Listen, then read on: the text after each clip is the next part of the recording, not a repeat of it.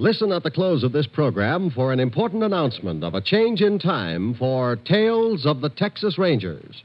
The National Broadcasting Company presents Joel McCrae in Tales of the Texas Rangers.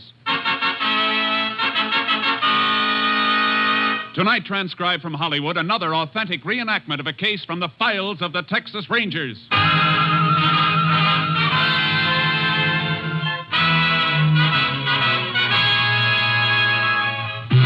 Tales of the Texas Rangers, starring Joel McCrae as Ranger Jace Pearson.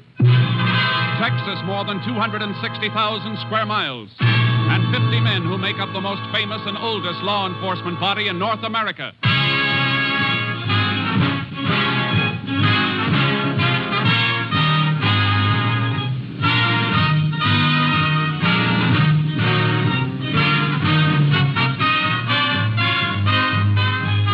Now, from the files of the Texas Rangers come these stories based on fact.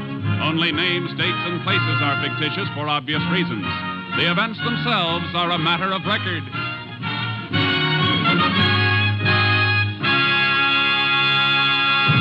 Case for tonight, blood relative.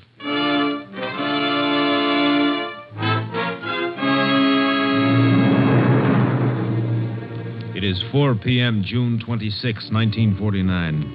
Will Bonner, proprietor of the general store at Stump Hill, Texas, is waiting on Mac Kennedy, a dirt farmer. Yeah. It found the flour and the bacon, Mac. Anything else? Yeah, carton of cigarettes. Yeah. How about making it a couple of sacks of tobacco, huh? What's the matter, Will? My credit no good anymore? Mac, I think you ought to pull in your horns a little. Your bill's running kind of high. You get your money, don't you? Ain't a question of getting it, Mac. You stand to make a good crop this year.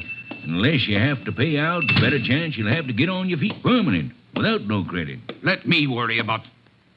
go ahead. Wait on him. Yeah. That's all right. I got time. No, I'll take care of you, stranger. What'll you have? Stranger. Time ain't helping your sight any, is it, Uncle Will? Huh? Ben! Well, dang it, boy, you changed. How do you like that? Didn't recognize my own blood relative. Oh, Liz! Come see who's here. Well, Willie Ann sees you. What is it, Will? Hey, don't say nothing. Fella wants to know if you want to buy some perfume. Perfume? Why, land, no, Will. You could have told him that. What would I do with... Why, it's your brother's boy, Ben. It sure is. Stop cackling, Will. You know about your pa. I know he's dead. Oh, being glad to see you, Ben. I almost forgot. It happened last winter. The pneumonia. Yeah, we tried to locate you, boy, but nobody knew where you was. Nobody would have wanted to know. I was in the pen at Huntsville. Huh? That's where I've been for 4 years. In the prison? Your pa never said... It wasn't nobody's business but mine. Well, Ben, I guess we can talk that over later. You want to stay? There's a place here. I ain't for asking you for nothing except what's coming to me. I just want you to buy out my pa's share of the store and pay me off. Well, Ben, your pa never did have a share in the store. You only worked for me. What you trying to get away with, Uncle Will? He told me he was going in with you when he moved out here. But, Ben, you knew your pa. He always talked big, but he never did have a dime of his own. You telling me about my own pa? No, we ain't running him down, boy. He never harmed nobody, but talking big was just his way. Look, I come to get what's mine. Do I get it or don't I? Ben, there's a bed and a job waiting for you if you want 'em. You're kinfolk, and that makes you welcome. But outside of that, there ain't nothing here that's yours. You gonna pay me out? Wait, now, you just hold on, young... Let me go. Hey, turn him loose, Mac. Reckon I can still take care of myself. Maybe you can, maybe you can't, Uncle Will. I'm staying around town to give you a chance to change your mind. Now, I'm warning you. I'm gonna get what's mine if I have to kill you for it.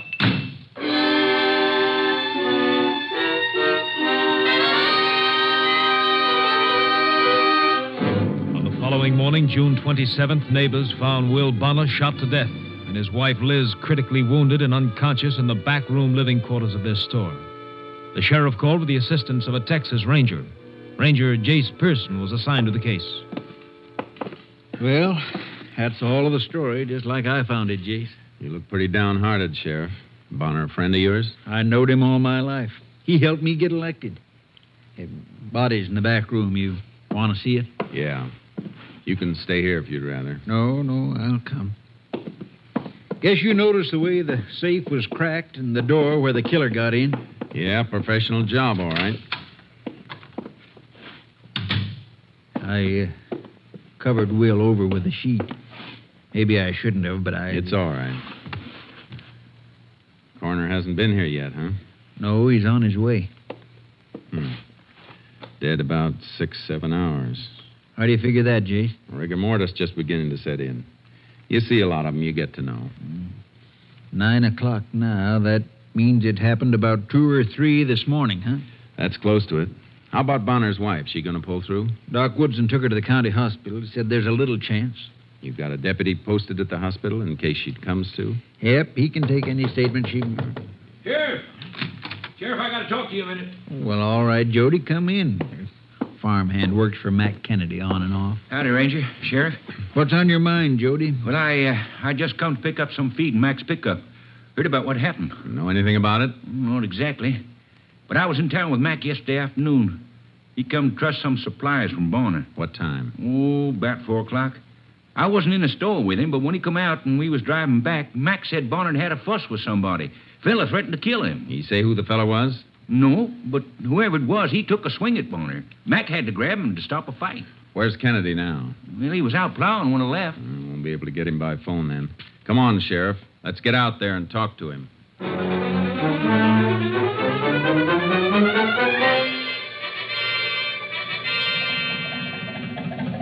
Dead? Will Bonner dead? Yeah, and Liz is mighty close to joining him, Mac. Better cut the motor on your tractor. Yeah. Sheriff, Will should have told you about that fella. I should have called and told you myself after what he threatened to do to him. Too late for what anybody should have done.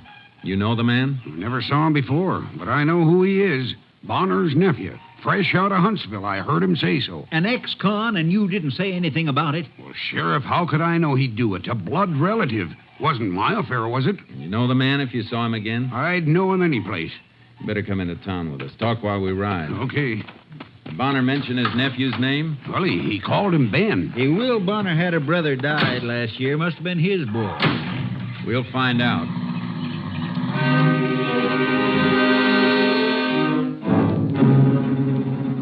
On the way into Stump Hill, Mac Kennedy told us the story of the threat and gave me a description of Ben Bonner.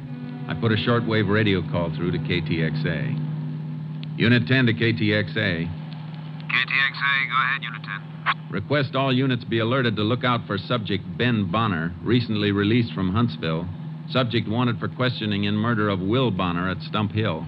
10-4. Request special alert on all roads leading from Stump Hill. Subject may be leaving area on foot or by hitchhike. 10-4. Unit 10, clear. KTXA, Austin. Maybe young Bonner didn't run for it, Jace. He may be hiding out someplace nearby. Not likely, Sheriff. If he killed his uncle, he'll go for distance. He killed him, all right. You can bet on that. When a man's life's at stake, Kennedy, I don't bet.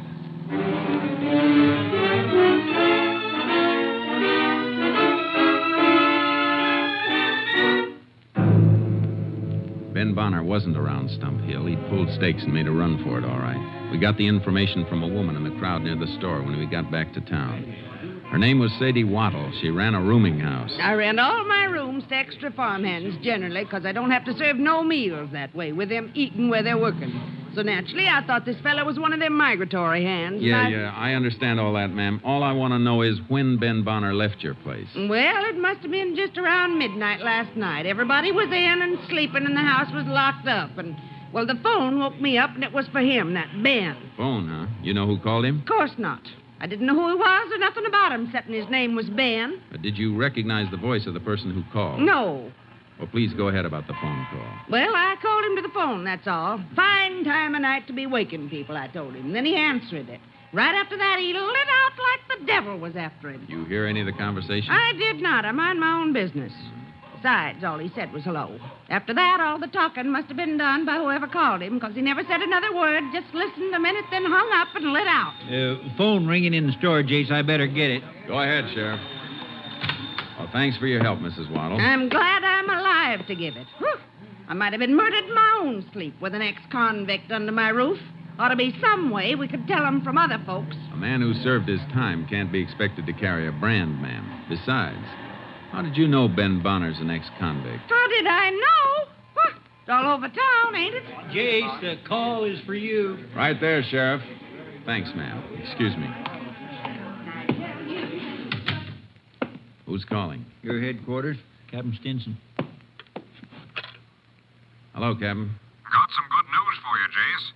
The Highway Patrol has picked up Ben Bonner. Fine. Where'd they get him? Almost to El Paso. Patrol car was stopped at a railroad crossing waiting for a freight to get through. They spotted him riding an empty flat. Freight, huh? It's a good thing they saw him. If he'd made El Paso, he'd been across the border into Juarez in no time. Well, he didn't make it. They're bringing him back to Stump Hill now.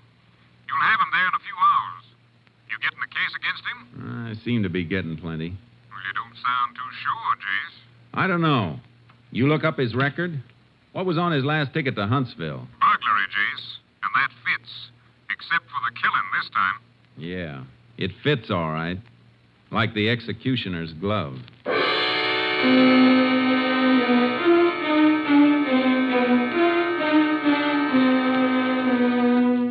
Stump Hill was 5 miles cross-country from the nearest railroad spur. We had time before the highway patrol would be delivering Ben Bonner. We sent Kennedy back to his farm. I unloaded charcoal from my horse trailer, and the sheriff got his horse. We rode to the railroad tracks. He was smart, Jace. Almost got away. Lots of them almost get away. He sure made a lot of distance in a hurry. Don't know why you wanted to be sure he came this way to get to the train. I just wanted to be certain he cut through this 5 miles on foot. Proves he didn't hitchhike a fast ride and pick up a train further on down the line. Well, luck was with him for a while. He caught the only train he could have caught.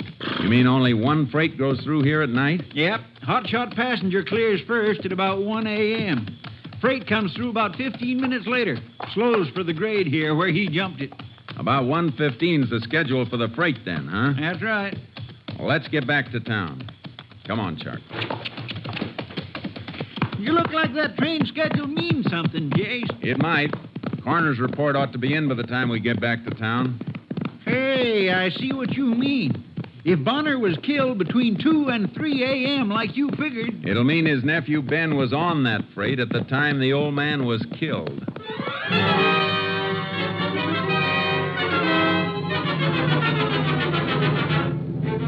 coroner's report had been completed. It was waiting at the sheriff's office when we got back. Well, you didn't miss by much, Jace. Here's the report on the time of death. What is it? Between 1 and 2 a.m. Then Ben Bonner didn't kill his uncle. Even if he ran the 5 miles across country, his tracks showed us he walked, he couldn't have made it in time to catch that freight. Doesn't look that way. Bullets from Bonner's body have been sent through to Austin. We may get a lead from ballistics. I'm going to do some more checking around town on it. Just a second, Jace. Sheriff speaking. Oh, good. She did, huh? No, you stay right there. Goodbye. Well, Jace, looks like there's been a mistake someplace. That was my deputy at the county hospital. Liz Bonner regained consciousness for a few seconds. What'd she say? She said her and her husband were shot by their nephew, Ben.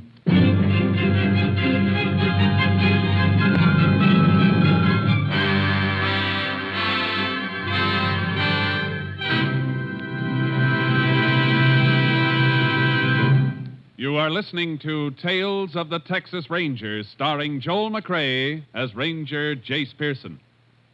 We continue with tonight's case, Blood Relative, an authentic story from the files of the Texas Rangers.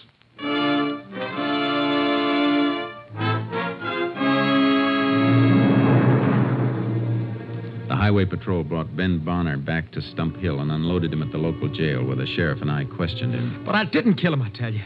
Didn't even know he was dead till now. You said you was gonna kill him. You said it in front of a witness. Man, there's a difference between saying and doing. If you had nothing to do with it, why'd you run away? Because somebody called me up last night at the rooming house late. It was a man. Said he was a friend and wanted to warn me the sheriff was going to pick me up for threatening Uncle Will. You scare easy, don't you? You bet your life I do, mister. I just pulled 4 years at Huntsville, and I had enough. I don't want no more. Maybe I was tough when I went to Uncle Will yesterday, but Last night when I got that call, I was scared sick. And you don't know who called you? No, I don't know. You sure it wasn't somebody you served time with, letting you know he was here to help you with the job? No. Look, you gotta believe me. This is a murder rap. You can't send me up for it just 'cause I shot off my mouth. That ain't evidence. Ben, there's more than that. Your Aunt Liz didn't die. She came to at the hospital. She says it was you who gunned her and her husband. That's a dirty lie. Look, if I did that, if I shot them and robbed the store, what was I doing on a freight? What did I do with the money? I ain't going to say anymore. I ain't going to talk till I see a lawyer. That's your right. We told you that in the beginning. All right, Sheriff. Guess you can lock him up again. Go on, go ahead. Ranger, please, I didn't do it. Maybe the fellow who told you I threatened Uncle Will didn't tell you everything. Maybe you ought to ask him why there was arguing when I come into the store. All right, Ben, all right. Well, what do you think, Jace? I don't know. Let's get outside. If he did have an accomplice, the other fella might be carting the loot and the gun. Might be. I'll see you later, Sheriff. I'm driving over to the hospital at the county seat. I want to talk to his aunt, Liz Bonner.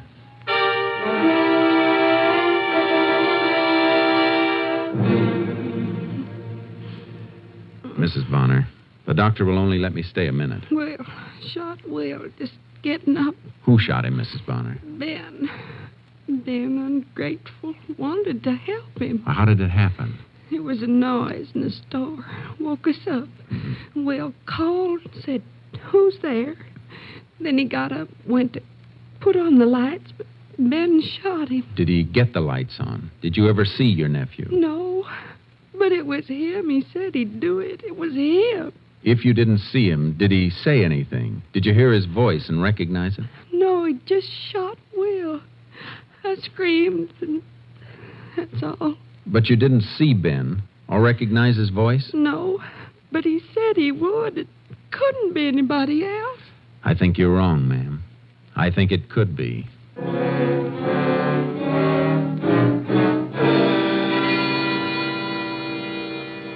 burned up the road back to Stump Hill and got the sheriff. I wanted to make another check of the store and find out a few things about Mac Kennedy.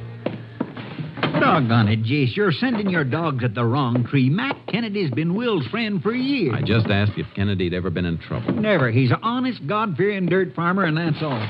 What kind of shape is he in financially? Well, Jace, a man don't have to be a criminal just 'cause he's down on his luck. Mac's crops have been bad. Sheriff, I'm just asking a few questions, that's all. Well, I'm sorry, Jace. I reckon Mac's in hock up to his neck. Place and all his equipment is mortgaged. How come he can afford a hired hand? You mean Jody?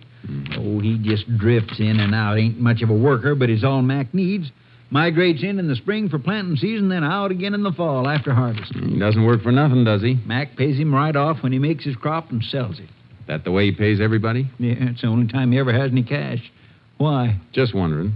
Did Mac buy here on credit from Bonner? Well, I guess so. Why? You find something in the ledger? Come take a look. Seems to be a page torn out. The book is kept in alphabetical order. Missing page is in the K's. If there was a charge page in here for Kennedy, it'd be right here. Now you got something I can't fight, Jace. What a setup. An ex-con threatens to kill a man, makes it perfect for somebody else to do the job and set the jailbird up for a frame. Come on, Sheriff. Let's get out to Kennedy's place again. Only this trip, we won't be asking questions about Ben Bonner.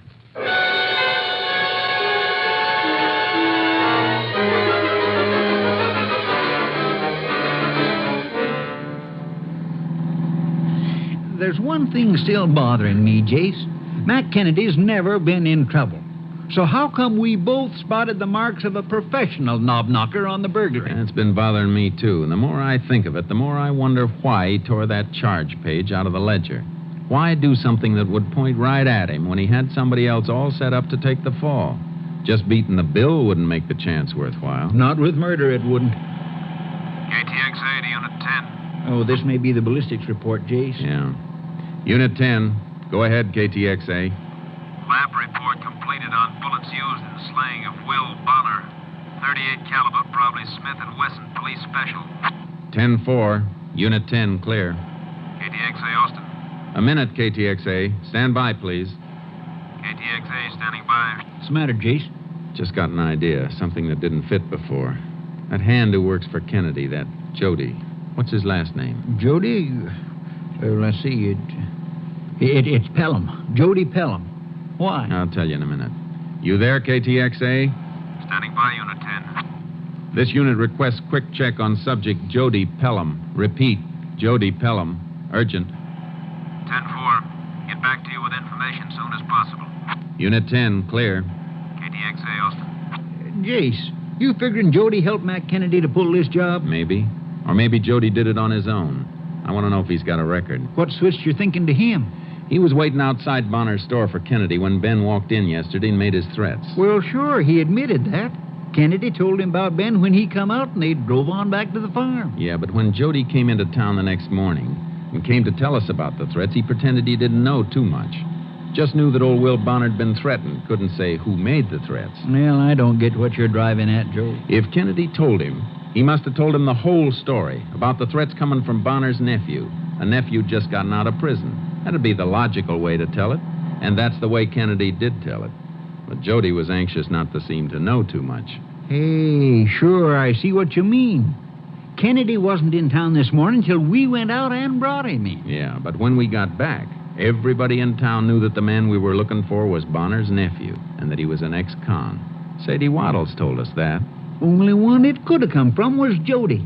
He spread it around while we were out getting Kennedy. When we get to the farm, draw him out. Don't pounce on him until I get an answer on him from Austin. I hope it's the right answer. It may save Mac Kennedy's life.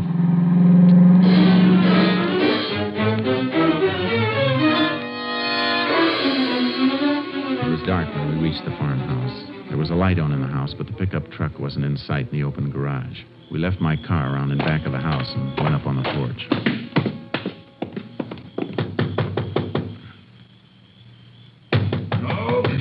Okay, hold your horses. Oh, Sheriff. Ranger, huh? I thought it was Jody coming back with the pickup. Where'd he go? He drove up north to Edgeville this afternoon. Said he wanted to get something. He ought to be back soon. Well, aren't you going to ask us in, Mac? Oh, sure thing. Make yourself at home. Understand you got Bonner's nephew today. Heard a couple of women chewing about it on the party line. Yeah, we got him temporarily. What do you mean, temporarily? He didn't kill anybody, Mac. Hmm? You had an argument with Bonner yesterday. What about? I reckon that's my business. Yours and Bonner's.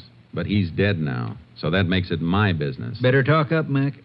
Well, I've been running up a big bill. Will was cutting me down a little. You admit you owed him money. Why wouldn't I admit it? I pay my bills. Any man says otherwise is a liar. Nobody is saying otherwise, Mac.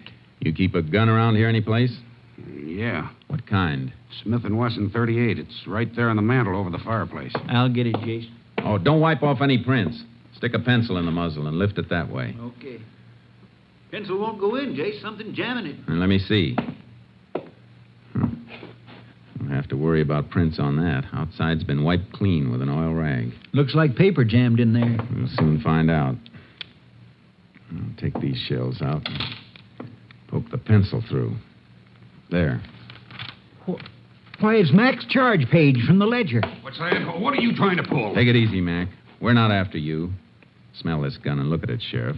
It was used, then reloaded, but never cleaned. Well, that gun hasn't been touched in years. Mac, this gun killed Will Bonner and almost killed his wife last night. Jody Pelham did it after you told him about Bonner's nephew. But why would he tear out that page and plant it here? So he could use Mac here to give himself a double cover-up. He made the call to the rooming house and got Ben Bonner to run. But he knew if Ben was caught any place and could set up an alibi, there'd be a second search. That's why he tore out the page and planted it here on Mac. I'm sure glad you know it wasn't me. If it was you, you'd have burned the page. Yeah, that dirty little... Hey, there he comes now. That's the pickup.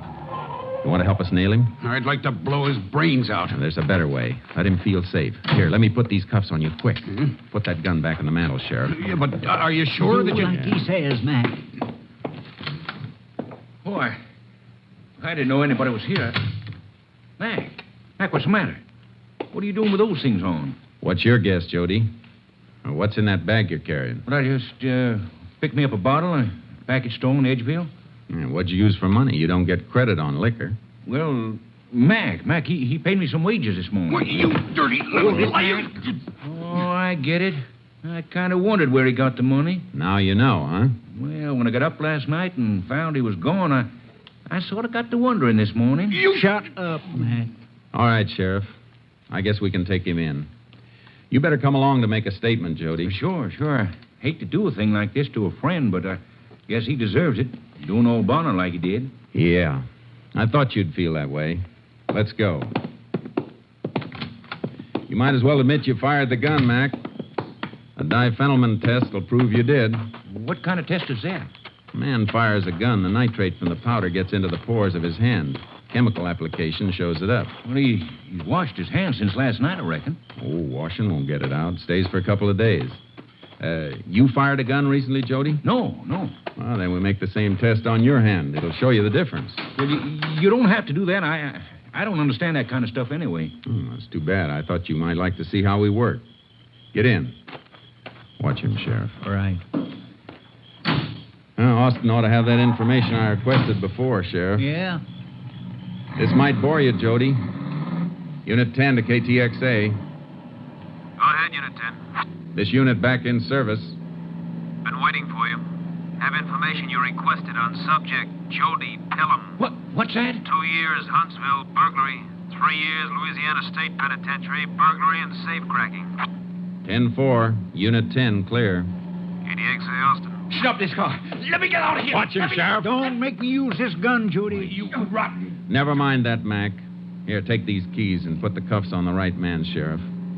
We might as well have him there. He'll be wearing them a lot until he reaches the death cell at Huntsville.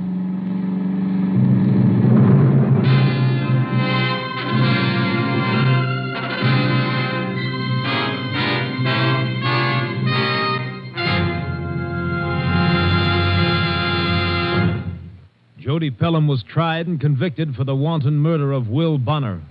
On the morning of December 6, 1949, at Huntsville Penitentiary, his sentence was carried out. Death in the electric chair.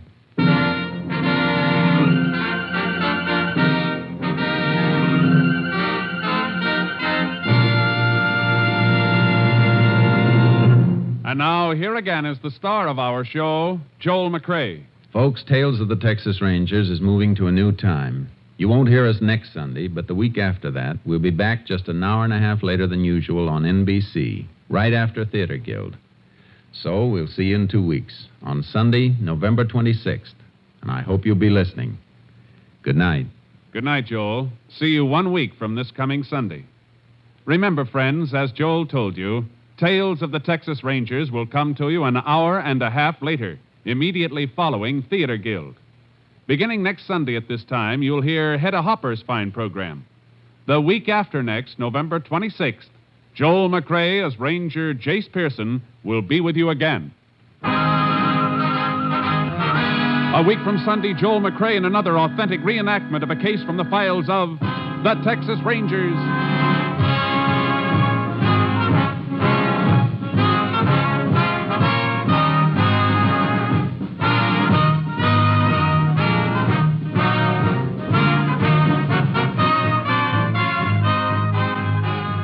Joel McCrea is currently seen starring in the MGM production Stars in My Crown.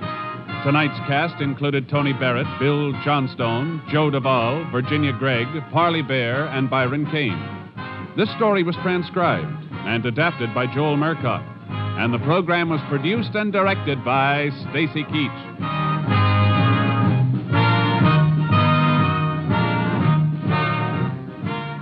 1 week from next Sunday, Tales of the Texas Rangers will be back with you immediately following Theater Guild. Consult your local radio schedule for time. This is Hal Gibney speaking.